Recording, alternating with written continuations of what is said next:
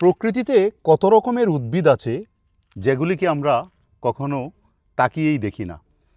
কিছু উদ্ভিদ মাটির সাথে কোমল এবং কমনীয় হয়ে যেন কথা বলে, আবার কিছু উদ্ভিদ বিশাল মহীরুহ হয়ে আকাশপানে ধেয়ে ওঠে। এই যে আমার সামনে হালকা সবুজ কারুকাজ খচিত যে উদ্ভিদটি দেখতে পাচ্ছেন, এটাকে বলা হয় সেলাজিনেলা। এটা সাধারণত ফার্নও নয় এবং মসও নয়। সিলাজিনেলা হলো এক ধরনের প্রাচীন ভাস্কুলার উদ্ভিদ যা লাইকোফাইটা ডিভিশনের অন্তর্ভুক্ত। এটা ফার্ন বা ব্রায়োফাইটা কোনোটাই নয়, তবে দেখতে কিছুটা ফার্নের মতো মনে হয়। এই যে সিলাজিনেলা দেখতে পাচ্ছেন, এটা সাধারণত পুরনো দেয়ালে, পাহাড়ের গাত্রে অথবা পুরনো গাছের কাণ্ডে বেসাল ক্যানোপিতে জন্মে থাকে।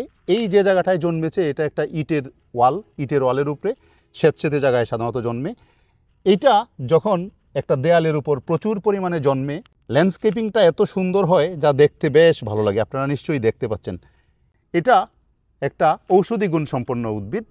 এতে প্রচুর পরিমাণে অ্যান্টিঅক্সিডেন্ট থাকে, অ্যান্টি ইনফ্লামেটরি হিসাবে কাজ করে, অ্যান্টিব্যাকটেরিয়াল ও অ্যান্টিভাইরাল হিসাবে কাজ করে, রক্তচাপ নিয়ন্ত্রণে সহায়ক, হাড় মজবুত করতে ভূমিকা রাখে।